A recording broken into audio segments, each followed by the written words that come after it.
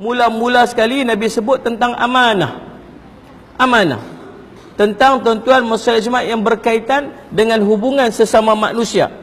Nabi pesan apa? Wahai manusia, seperti mana kamu anggap bulan ni suci dan kota ni suci, maka anggaplah jiwa dan harta setiap orang Islam juga suci. Kembalikan harta yang diamanahkan kepada kamu kepada pemilik yang berhak. Janganlah kamu sakiti sesiapa pun agar orang lain tidak menyakiti kamu pula. Ingatlah bahawa sungguhnya kamu akan menemui Tuhan kamu dan dia pasti akan membuat perhitungan kepada kamu atas segala amalan kamu. Tuan-tuan, hak kita dengan manusia ni tuan-tuan, dia ada 5. Yang pertama tuan-tuan, hak sesama suami isteri, dia panggil nafkah. Tunai.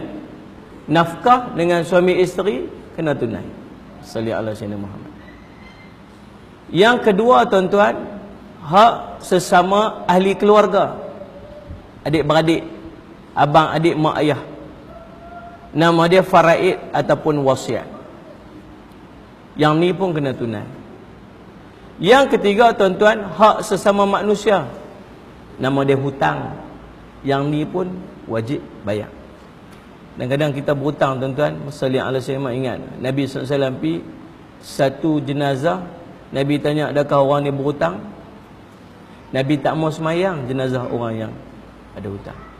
Kita yang ada hutang dengan orang, selesai elok-elok. Selesai elok-elok tuan-tuan.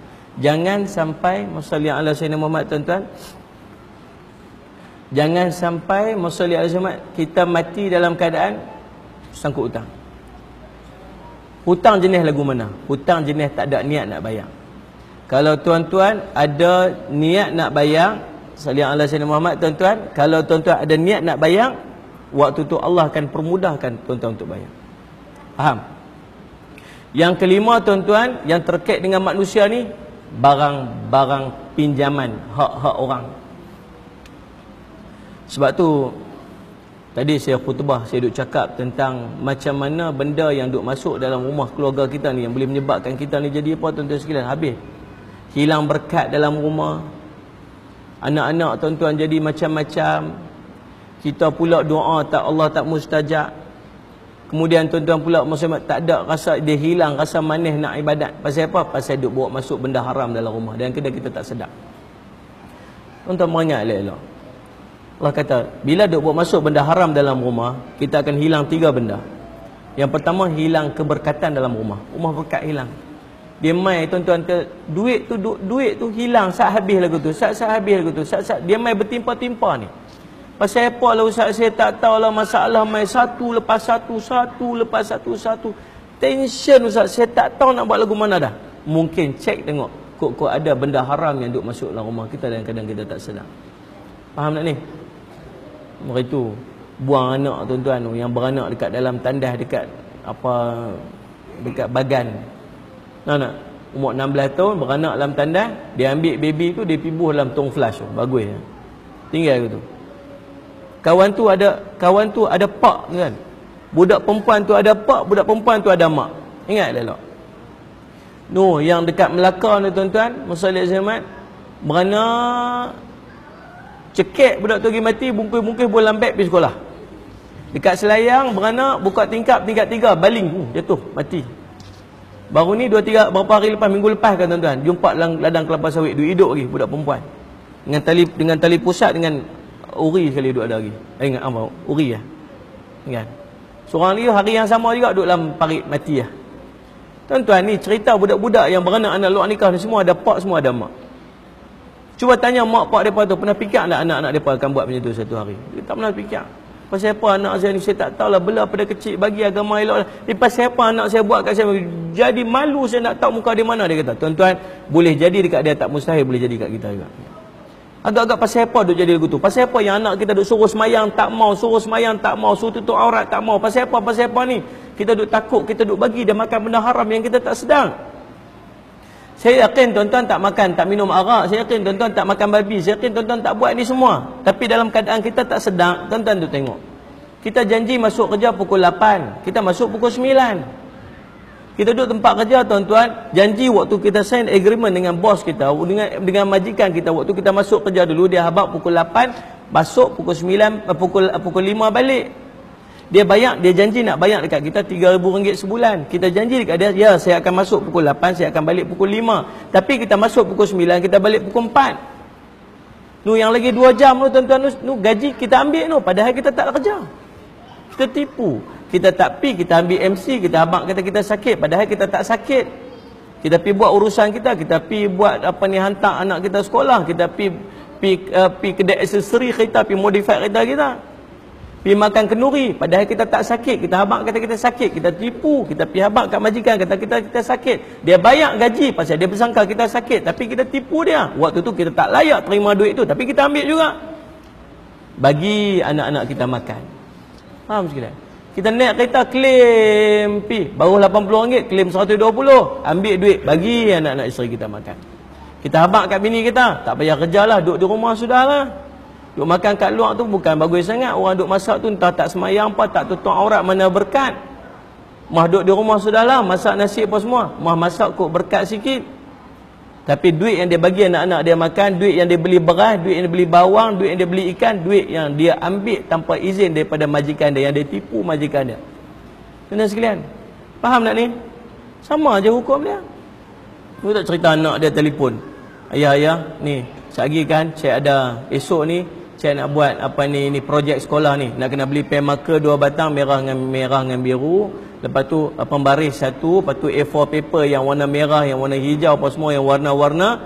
Bapak bawa balik tau, nanti bapak singgah kedai beli kan. Dia kata jangan risau anakku, no worry. Dia pergi dekat dia punya stationery kan, dekat pejabat dia angkut dengan apa A4 paper dengan apa photostat tu, sebab tak boleh bawa balik. Dia dengan photostat mesin yang dia bawa balik rumah dia.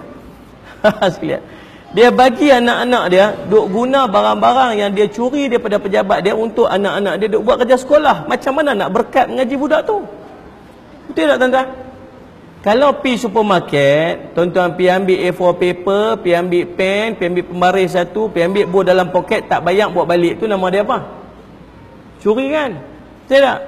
Tuan-tuan pi kat pejabat, pi kat tempat stationery tu, ambil pen, ambil kertas A4 paper, ambil pembaris buah dalam poket, buat balik, tu nama apa? Awak tak bunyi pula. Sama aja hukum dia, sebab tu bukan hak kita. Tu tak kira lagi tuan-tuan yang dia duk buat deal macam-macam tu, tuan-tuan sekalian, yang dia jadi apa, yang dia duk jaga bahagian purchasing. Yang dia beli, dia ambil daripada supplier tu, supplier bagi lebih kat dia, supplier bagi commission dekat dia. Tuan-tuan sekalian, duit-duit ni duk bagi dekat anak isteri tuan-tuan, dia hilang berkat. Duit tak akan cukup. Tuan-tuan akan rasa susah. Sebab apa? Sebab pendapatan tu duk masuk benda yang haram. Yang kedua, apa yang akan berlaku bila tuan-tuan duk masuk benda haram masuk dalam rumah ni tuan-tuan? Yang kedua, dia akan hilang rasa manis untuk ibadat. Kita dah tak ada rasa manis ibadat dah. Macam kita lah ni, nak bangkit semayang 2 rakaat pun tak boleh. Orang baca Quran, kita tak boleh nak baca Quran. Semua dengar tapi tak boleh buat. Faham tak ni? Salih ala sayyidina Muhammad. Orang cerita syurga neraka, orang boleh menangis, kita setitik mata tak boleh keluar.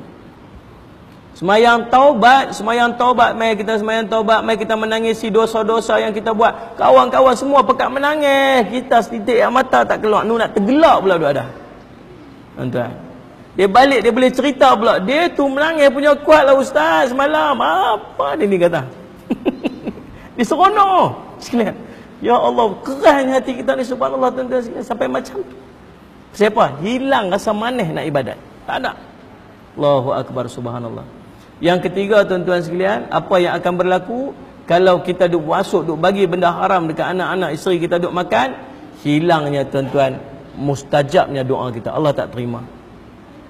Allah cerita, Nabi SAW cerita dalam satu hadis, thumma dzakara ar-rajul yutilu safar ash'atha akbar yamuddu yadai ila sama, ya rabbi wa mat'amuhu haramun wa mashrabuhu haramun wa malbasuhu haramun wa ghudhiya bil harami fa anna yustajabu lah. Itu Nabi SAW.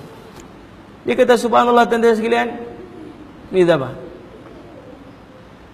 Nabi cerita tentang seorang lelaki yang jauh perjalanan, orang musafir. Orang musafir ni layak Allah terima doa dia.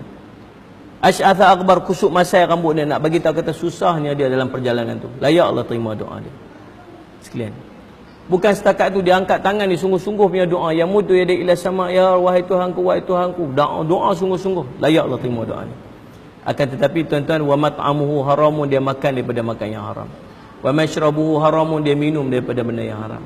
Wa malbasuhu haramun, pakaian daripada pakaian yang haram. Wa ghudhiya bil harami, diisi perut dia dengan benda yang haram. Fa anna yustajabulah, bagaimana Allah nak mustajabkan doa dia?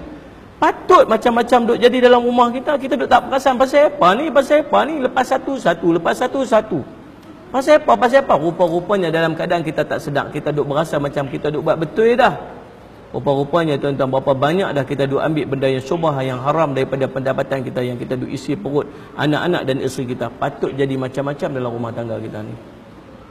Sebab tu bila jadi orang Islam dan tuan-tuan bekerja dengan orang, mau tak mau tuan-tuan kena amanah. Kena amanah. Nampak macam mana kita kerja? Kita ada janji. Dan majikan kita tak pernah mungkir pun janji dia. Dia bayar cukup-cukup dekat kita. Kita yang selalu duk mungkir dengan majikan kita. Alhamdulillah. Allahumma salli. Lagi satu, kita dengan hak orang. Hak orang. Dulu kita pernah ambil hak orang, kena pulangkan balik. Dulu pernah curi hak orang. Zaman waktu duduk sekolah-sekolah dulu menengah, dulu ingat. Sebab dalam orang pun curi dulu zaman tu. Dia saja, dia kan dapat dia saja. Tambah baju-baju waktu tu tuan-tuan, Fila lah. Faham sekalian? Tengok kawan bagus punya buat selok track bottom tu dah jalong elok Adidas. Tak lama lah tuan-tuan, sangkut dekat penyedai tu pakai royuk. Lepas tu siapa curi? Kita lah dulu ni. Waktu tu nakai balik berdosa dah, kena bayar balik. Faham tak? Tapi tak tahu dah Ustaz, dia pun tak tahu pergi mana dah apa semua. Pi ikhtiar cari juga. Tak tahu dah Ustaz, dah ikhtiar cari dah tak jumpa dah. Segala grup WhatsApp pun ada, dia tu tak pakai WhatsApp kot, duk pakai Nokia 33 sekupang kot. Kita dengan kawan-kawan sekolah semua dah tu dah ada grup WhatsApp, dia tak ada, seorang yang tak ada. Faham sekalian? Duk cari trace tak boleh nak dapat. Kalau trace tak boleh nak dapat, tuan-tuan, ambillah sejumlah duit yang tuan-tuan rasa nilai yang kita ambil pada dia tu, tuan-tuan wakafkan dan niat buatan nama dia. Tapi kena ikhtiar cari dia dulu. Tapi jangan sampai tuan-tuan, jangan sampai jadi mudarat kat kita. Nak bayar balik jangan sampai jadi mudarat, tu pesan. Faham tak? Hari pergi jumpa kawan kita, ni hang ingat tak waktu hang duduk sama bujang dengan aku dulu ni? Ingat tak kita duduk rumah bujang tu? Dia kata, ingat yang mana? Mau tak ingat? Dia kata waktu duit hang hilang 300 tu, ingat tak? Dia kata betul lah, aku sampai lah ni aku duk taram dia. Kalau aku jumpa ni aku bagi. Dia kata apa, dia tak ingat orang dengan nak bayar motor yang susah, dia pergi curi duit aku, dia kata 300. Kalau aku jumpa memang aku bagi. Aku curi, abang bagi. Tak apa cerdik nama dia. Tak payahlah buat sampai macam tu, pandai-pandai lah. Kalau mula-mula nak habang dah, dia kata dia aku bagi, dia kita pun kata tak apa. Apa siapa hang tanya? Tak ada apa sajalah. Sekalian. Tuan-tuan pandai-pandai lah pergi ambil nombor akaun dia apa semua ke, tuan-tuan masuk kat dia, duduk diam sudah. Tak payah duduk cerita kat dia. Faham tak? Tunggu hari raya, salam kosong-kosong abang dia. Tak mahu jangan aku ada silap apa dulu apa semua. Lain macam yang ni. Sekalian. Tuan-tuan sekalian, bayar balik. Faham? Selagi hak orang, selagi itu wajib bayar balik dekat dia. Tuan-tuan sekalian, tak akan terlepas tuan-tuan. Baiklah, musalli alaihi wasallam tuan-tuan. Apa dia? Hak yang apa? Hak dia panggil hak kita pinjam, hak orang kena bagi balik, return balik. Berhati-hati sikit. Yang kelima tuan-tuan, hak-hak orang ni apabila berlakunya penipuan-penipuan. Di antara penipuan ni apa dia? Riba. Riba ni unsur penipuan. Ghurur dia panggil. Penipuan-penipuan dalam perniagaan yang tidak dibenarkan dalam Islam. Tinggal bab-bab riba ni. Tuan-tuan dengar tak kisah Musalli Azman? Ada orang tanya saya, Ustaz, kami ni kan nak settle qita. Bila nak settle qita, bila dulu tak reti, buatlah loan konvensional ni. Lepas tu subhanallah, tiba-tiba duk dengar mengaji apa semua ni, duk tahulah kata riba ni tak boleh apa semua. Riba ni punya Allah marah. Allah dan Rasul isytihar perang kepada orang riba. Sakat semayang, tinggal semayang, memang semayang tu yang paling dahsyat sekali, tapi Allah tak isytihar perang. Tapi riba Allah isytihar perang, pasal dia terkait dengan ramai orang zalim. Kemudian tuan-tuan, musalli ala sayyidina Muhammad, tuan-tuan, dia kata bila nak tukar, Ustaz boleh lah nak tukar. Bila nak tukar ni masalah apa? Nak kena top up duit sikit. Nak cancel loan tu, nak buat loan baru, nak kena fork out duit sikit. Pasal apa? Pasal loan tak boleh nak cover. Tambah-tambah yang jenis loan rumah apa semua. Lagi banyak kadang-kadang dengan legal fee, dengan tie up period, macam-macam benda nak kena ikat. Faham tak sekalian? Dia kata nak buat macam mana Ustaz ni? Habis nak buat lagu mana ni? Tuan-tuan, waktu tu ada dua keadaan yang tuan-tuan boleh pilih mana satu. Yang pertama, tuan-tuan bayar aja duit tu, tuan-tuan ingat buat tu kerana Allah. Nak jaga hati Allah, nak jaga hak Allah ni mana lebih special lagi tuan-tuan? Mana ada benda yang lebih special lagi nak jaga hak Allah? Tuan-tuan yakin Allah akan bagi pada tuan-tuan ni lebih hebat lagi daripada dulu. Kadang-kadang dia main bukan dalam bentuk duit. Dia main dalam bentuk anak-anak yang soleh, dia main dalam bentuk anak-anak muda hafal Quran, dia main dalam bentuk anak-anak yang baik apa semua, dia main dalam bentuk kesihatan, dia main dalam bentuk macam-macam. Faham tak sekalian? Yang tawakal tu kena tinggi, serah je ke Allah, Allah akan balas yang paling baik untuk kita. Sahabat saya tuan-tuan dekat Kuala Lumpur, baru-baru duk main mengaji apa semua tuan-tuan sekalian, Masalli ala Sayyidina Muhammad. Kan? Duk dengar-dengar CD apa semua tuan-tuan. Mula duk mengaji. Bila mula-mula duk mengaji, duk dengar-dengar tentang riba, dengar apa semua. Depa kerja bank, dua-dua laki bini kerja bank. Berhenti tuan-tuan, tawakal berhenti dua-dua sekali. Isteri duduk di rumah, dia buat kerja-kerja, duduk curi buat sale apa semua tuan-tuan. Tawakal punya tinggi tuan-tuan. Tapi hidup elok ya, tak ada masalah apa. Bahkan bagi lebih berkat rezeki, lebih berkat. Dulu duit hilang, duit habis, tak tahu dia kata pergi mana.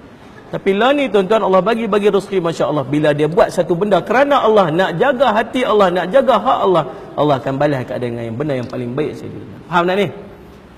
Masalah sama. Yang kedua, nak buat lagu mana kalau duduk dalam kondisi macam ni? Tuan-tuan, kalau rasa nak buat keluar duit, boleh lah Ustaz sembang boleh lah. Aku ada duit tak apalah Ustaz, ni duit tak ada ni. Kan ni pun cukup-cukup makan, ni nak buat keluar pula tak. Waktu tu tuan-tuan, teruskan sahaja dalam keadaan hati tak redha.